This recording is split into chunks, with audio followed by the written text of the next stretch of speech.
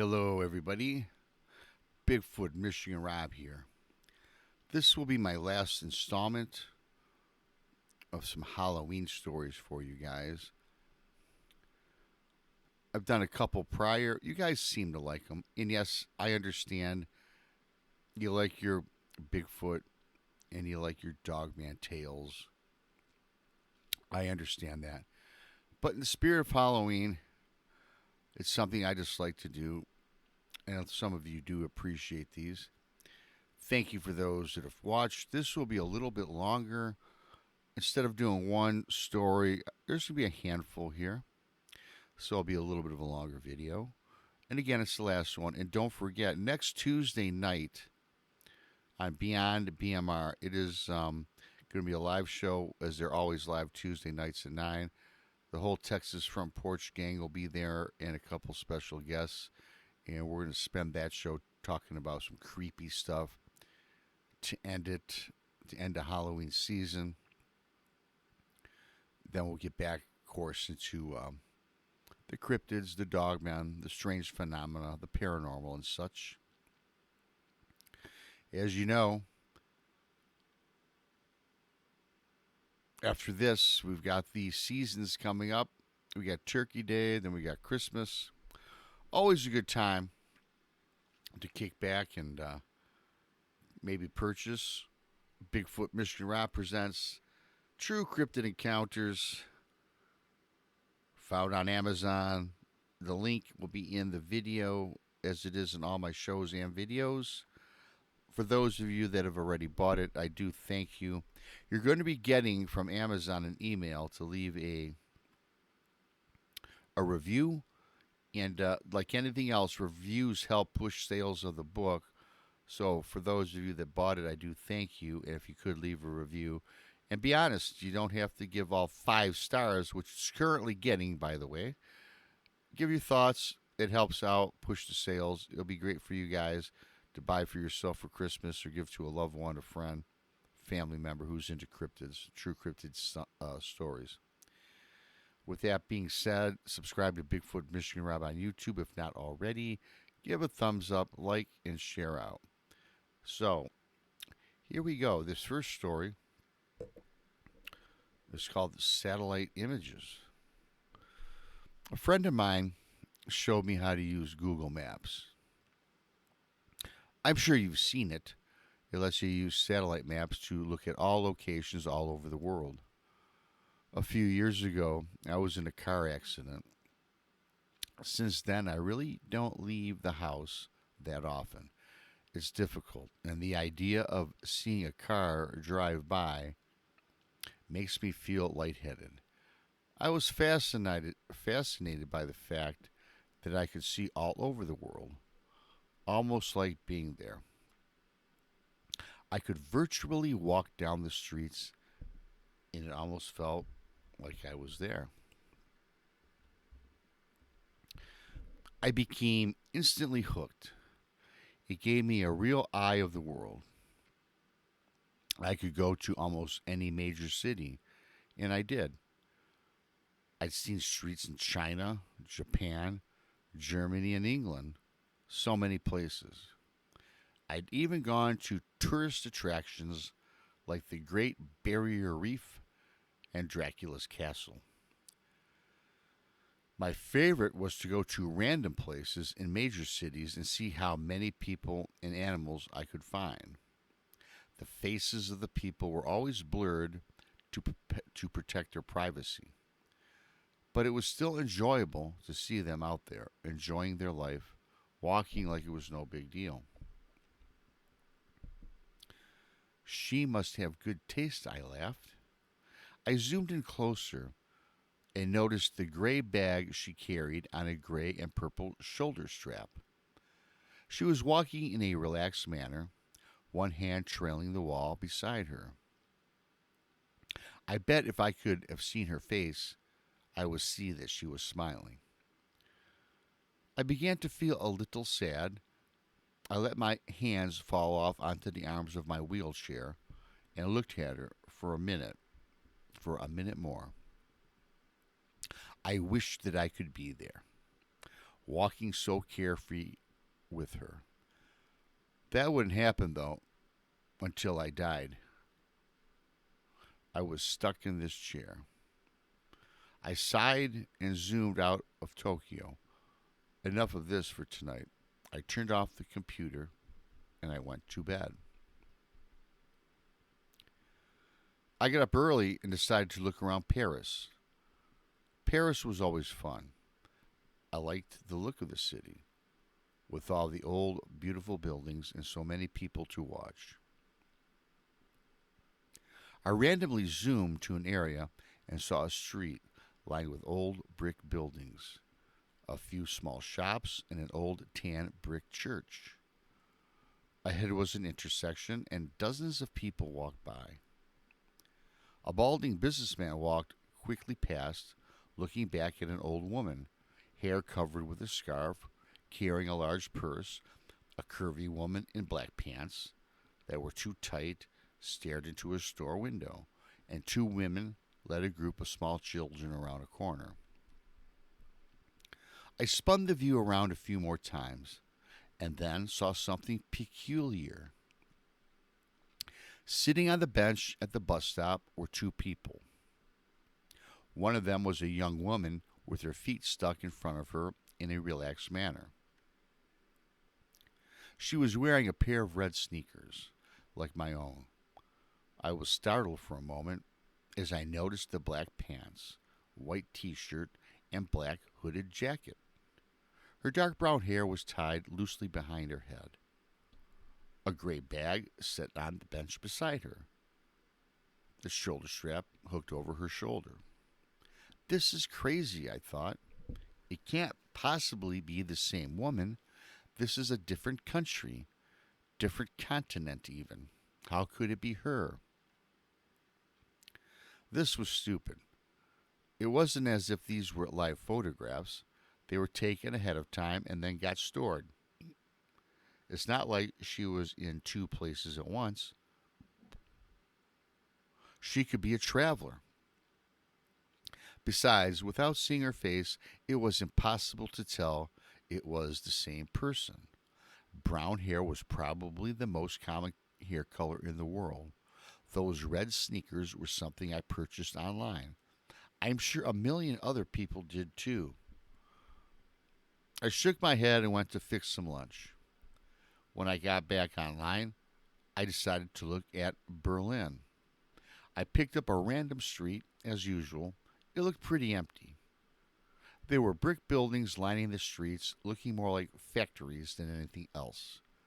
There were also lots of empty lots, full of long grass and piled gravel. There wasn't much to see at all, really. There was a line of motorbikes and a car with two German flags sticking up from them.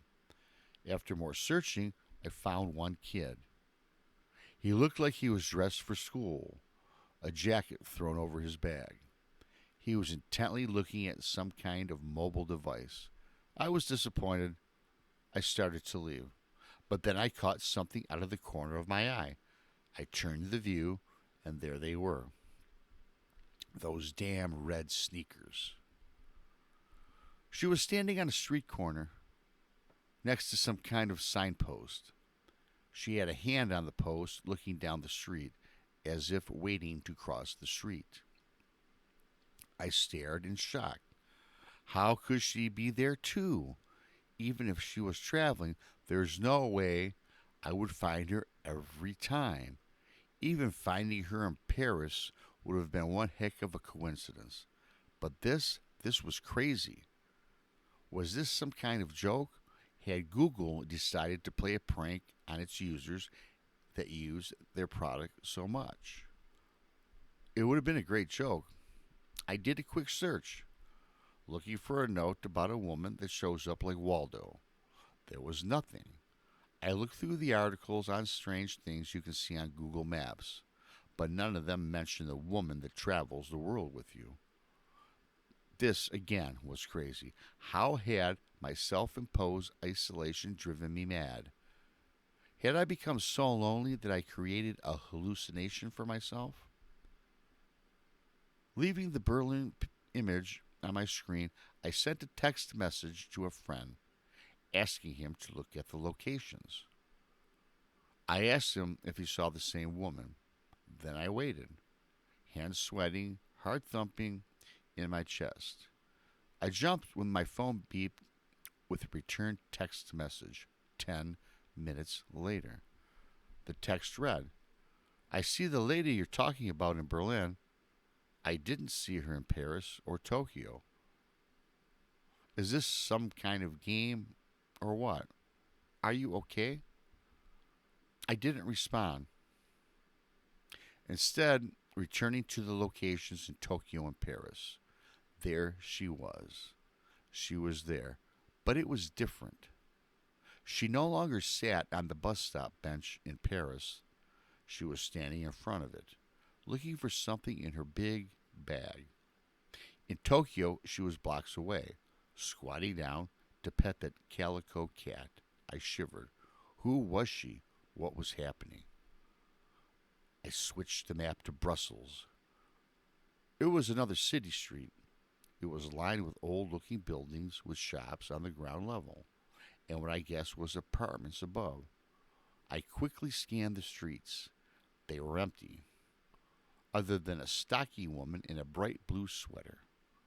I did a second sweep. She wasn't there. I sighed in relief. I couldn't believe I was getting so worked up about this. It was nothing but coincidence. Then I stopped. My eyes frozen on the screen. There was a building at the point of a fork in the road, white with a black ironwork frame balcony jutting from the second floor. I hadn't seen her, as I had been looking at the sidewalks. There she stood, standing on the balcony. Her head tilted in the direction of the camera, almost like she was coyly looking toward me. My breath was caught in my throat. I switched to Sydney. She was leaning against the wall inside the doorway of a bright blue Carrick's pharmacy building. London showed her getting ready to step onto a red double-decker bus. Her head turned to look over her shoulder. She was everywhere I looked. She stood on a brick sidewalk on a bridge in Venice. She walked across a yellow barred crosswalk in Zurich and in Hong Kong, and she stood between a Wing Lung bank and a McDonald's restaurant adjusting the strap on her bag. In each picture, she came closer and closer to me, looking directly at me with her blurred out face. My heart felt like a terrified bird slamming inside my chest.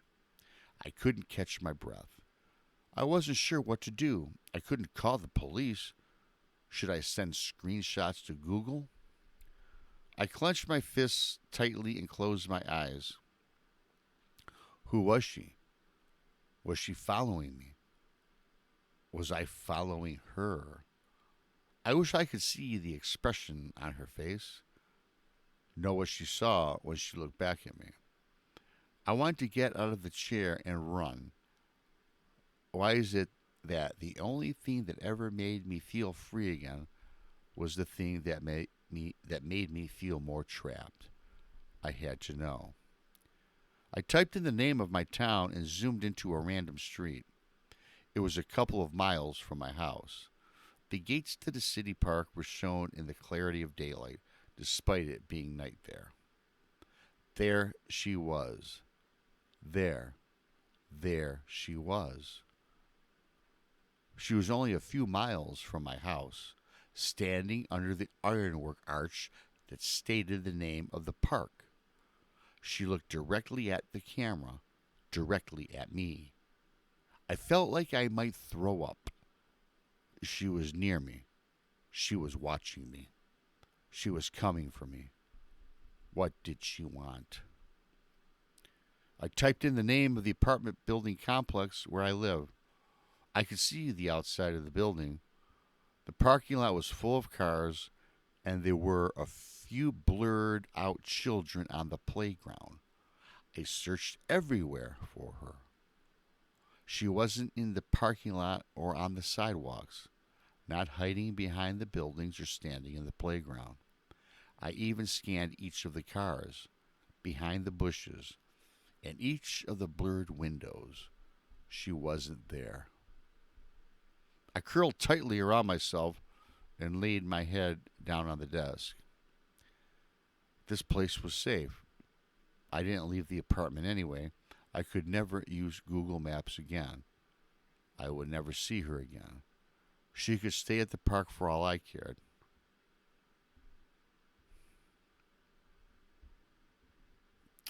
Excuse me really quick here. Something, my thing just jumped.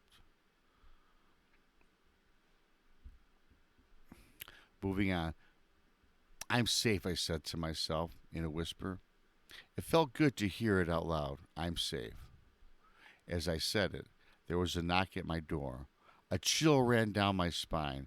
I had a camera hooked to my computer that showed who was at the front door, which made it easier for me with my mobility issues. I slowly reached to the control to show myself who was outside, but my hand trembled furiously. As I touched the control, I realized my mistake. The last of Google's images that I had seen had only shown the outside of the building, just the outside. I looked at the screen and saw a woman in a white t-shirt, black pants, black hooded jacket, and carrying a gray bag with a purple and gray striped shoulder strap. Of course, there was those red sneakers. She looked directly at my camera, her face still a complete blur. As I tried to stifle a scream, she raised her hand and knocked loudly on my front door. I don't know. That's kind of creepy. Hey, Google Maps, seeing this woman all over the world, and then I have her come to this person's back door, look into his camera, and then that's unfortunately where the story ends. Of course, the person's in a wheelchair. I'd like to have known about him answering the door, if he did or didn't. Pretty creepy. Pretty creepy indeed. Moving on. The Shadow. I didn't know that's what it was called until much later. I was living in a house in Laguna Beach that had been there since the 1920s. In its history, it had been a speakeasy, a brothel, and a house for smuggling illegal immigrants. One day, my wife and I were having an argument. I can't even recall what it was about. She walked down the block to get a cup of coffee and cool off, and I was alone in the house. The way the place was built was incredibly haphazard. There was a bedroom and a living room on one side, then a bathroom with two entrances. On the other side of the bathroom was a hallway, excuse me, guys, that had windows in one side and two bedrooms on the other. From my bedroom, I could look across the hall into the bathroom. And through the bathroom and down the hall, I was standing at my dresser. And I just noticed movement out the corner of my eye. And I looked down there. There was, and honest to God, this gives me goosebumps just typing it. 17 years later, a black figure. It was maybe 3 feet tall, and it was only vaguely humanoid. It looked like black scribbles, like someone had scribbled a human shape, but the scribbles moved like electricity arching. That's the best way I can describe it. There was no sound that I could remember. I distinctly remember when I saw it. I wasn't afraid. I was just like, WTF. Then it noticed me looking at it. I can't stay. It turned around. It just focused on me. I guessed. Then I'm now scared. I didn't move. I didn't scream. Nothing. I was just frozen. because it was fucking up, looking at me. And it came at me. It rushed down the hall towards me. I have no idea what it intended, but as soon as it entered the bathroom, the door just closed and slammed shut in back of me. I screamed and I yelled to my wife. She wasn't home. I went outside into the daylight and didn't go back until she got home about 10 minutes later. I don't believe in ghosts. I don't believe I saw something supernatural, but I know I saw something. I don't know what it was. You know, this story here takes me back to some of the shadow people that I told you guys. Some of you may have heard about the shadow people that I saw back in the early days of my marriage that we had to get uh, eradicated from the house when I put everything into the garage. I tell you what, you guys, shadow people, they do exist. They certainly do exist. Here's another one for you. The Whispers. This is a story I do not tell often. I promise, sincerely, that this has scarred me for life. And although I have looked into psychological explanations for what I heard, and natural explanations for what occurred, they remain unsatisfactory. When I was a child, I was scared of the dark. I swore to my mother I heard voices in it. They were not evil, but they were not familiar, and they scared me. It was not uncommon in the middle of the night for me to wake up and hear whispers, as I would call them, when asking my mom. She figured they were just bumps in the night, and typical kid's nightmare material. I tried often to explain to her that it was more than that they sounded different from one another, the way people's voices do. On some nights, I would get so scared from these whispers that I would sleep in my mom's bed with her. It was an added bonus that the bathroom was directly outside of her bedroom, outside her bedroom door, for my late night tinkles.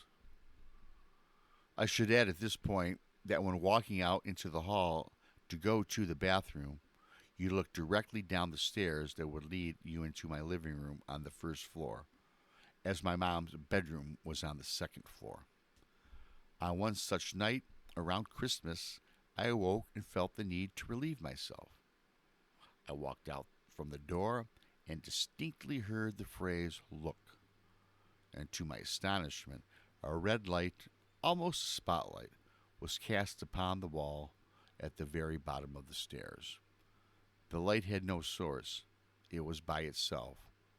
I was transfixed by it. Being a little kid, and it only being a few days from Christmas, I knew what this light was. It was Santa. How else could he get into my house to know I was being a good boy? I was so excited.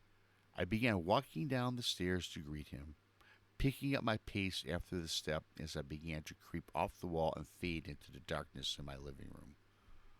That's when I heard him. A very strong, masculine voice, different from the first. Not at all like my father's. Not to say he isn't masculine, it was just distinctly different. It said, "Stop right now. Go back up those stairs." I listened, turned around, and what happened next, I am not sure I would believe if someone had told me the same story. After reaching the top of the stairs, I heard a very loud crash that set me running back to my mother's bed, where I jumped straight under the covers and stayed there the whole night. When we awoke the next morning, the poinsettia lights, little Christmas flower lights that glowed red, my mother had put on the railing down the stairs, were pulled straight down to the bottom of the stairs. Some broken for what seemed to be like a forceful tear, laying in a single pile. The dry sink in my living room had fallen from the wall. My mother could not quite explain it. My father was worried we had been the victims of a home invasion. My sister was crying. There was nothing missing. Nothing had been broken. There did not seem to be any reason this had happened. And then I saw it, and I kept quiet about it because I was so afraid that I could not force words out of my mouth. There, on the edge of the wooden dry sink, which had been facing up, were three indentations where the finish on the wood had been worn, almost as if in a forceful grip. Something down there had grabbed it and thrown it down. That was what the bag, that's what the bang was, excuse me. I was mortified. After that day, I never heard a single voice again. I do not like to imagine what was waiting downstairs for me that night, if it was anything at all. But I can tell you that the reality was that something had physically acted upon two things in my house near the bottom of that stairwell. After this, I had never heard another whisper again, which is sad, because in some ways, I would have liked to thank the man that had stopped me from going down those stairs. This happened when I was 7. I'm 20 years old now, and because of this incident, I am afraid of the dark, especially shadowy stairwells. I don't know, you guys. What was that? They warned this person not to come down those stairs. I get it, Santa Claus and all. You know, we all like to believe. Was this something, though? Was it a spirit from Christmas past that warned this person? I'm not sure. A final one for you guys. The cell phone. A couple months ago, my friend's cousin, a single mother, bought a new cell phone. After a long day of work, she came home, placed her phone on the counter, and went to watch TV. Her son came to ask her if he could play with her new phone. She told him not to call anyone or mess with the text messages, and he agreed. At around 11:20, she was drowsy, so she decided to tuck her son in and go to bed. She walked into his room and saw that he wasn't there. Then she ran over to her room to find him sleeping on her bed with the phone in his hand. Relieved, she picked up her phone back from his hand to inspect it. Browsing through it, she noticed only minor changes, such as a new background, a new banner, etc., etc. But then she opened up her saved pictures. She began deleting the pictures he had taken until only one new picture remained. When she saw it, she was in disbelief. It was her son, sleeping on her bed, but the picture was taken by someone else above him, and it showed the left half of an elderly woman's face. Creepy. You know what? I got some time. I'm going to go one more ghost bro. My house was built in 1904. It is a single family home, wood frame setting on a concrete block foundation. I had been living here for about 12 years. Of all the weird things that my siblings and me have seen or heard in this house, this one is my favorite. This happened to my brother about 10 years ago. My brother and his best friends had started a garage band playing mostly Spanish rock. Alternative music, but in Spanish. His friends could only get together on Sunday afternoons. They would practice into the early evening, and they would usually call it quits by 8 p.m. This was the time I usually showed up and went to bed, because I worked the graveyard shift. This happened in the late fall, so the days were getting shorter. They had just finished a long session when the decision to head over to somebody else's house came about. My brother handed his car keys to his buddy so they could load up the equipment. Everyone had filed out of the basement, but the tricky part was that they needed to walk all the way to the back of the basement, up the back stairs, through the kitchen doorway, down the hall, into the living room, and out into the front porch. Anytime you guys go through a basement, it's always creepy. I don't care what you tell me. Everyone was sitting in my brother's truck waiting for him. My brother was walking up the back stairs when he remembered that he had left his pancakes in a to go container sitting on a speaker in the basement. He made the decision to go back. Now, the basement is not clean, with full sight lines. There had been partitions made, and the boiler and main heating unit are right smack in the middle. So after my brother walks back, he's about to retrieve his food container, when out of the corner of his eye he sees it. It's a shadowy figure, right out of his peripheral vision. This feeling of dread and uneasiness washed over my brother. We had been taught that if you are in the presence of a spirit or ghost and you felt a bad vibe, to say quicker prayers or to cuss at it. I don't believe in cussing at it, of course. My brother chose the latter. He basically just told it, hey, fuck you.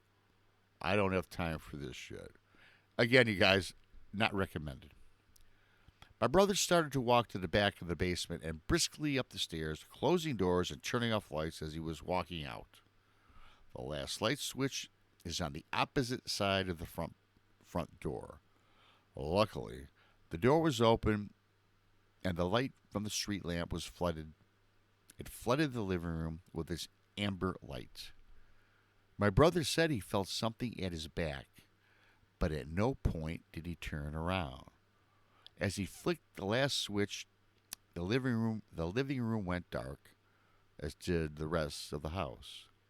As he stepped out, he pulled on the door, closing it behind him, still holding his food container in one hand.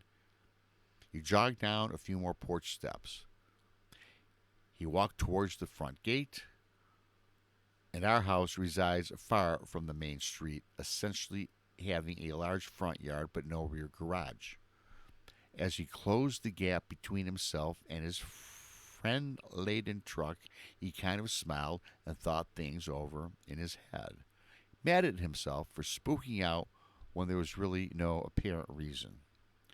He climbed into the driver's side of the truck, putting on his seatbelt and getting ready to pull out of the parking spot directly in front of the house, when one of his friends asked, "Hey, wait, what about your brother? Isn't he coming with us?" My brother answered, "What do you mean?" "He went to work early tonight. He's already gone. Do you see his car anywhere?" The next question they asked, "So then, who was walking behind you when you were leaving the house?" So, that's the end of the Halloween tales for you guys. They're interesting. Hey, there was some technology involved, creepiness going on. I hope you guys have a great Halloween. I hope you like those. They were okay. It was just something to do, something for y'all to listen at night, maybe before you go to bed. I am Bigfoot Michigan Rob. Happy Halloween. Don't forget, next Tuesday coming up, today is Friday, so it's, again, next week, 9 o'clock, our Halloween show is coming up, and it is on Halloween night. So, hope you tune on in. It'll be me and all the Texas Front Porch crew and a few other people. With that being said, Bigfoot Michigan Rob, you guys have a great night, a great day, and a great weekend.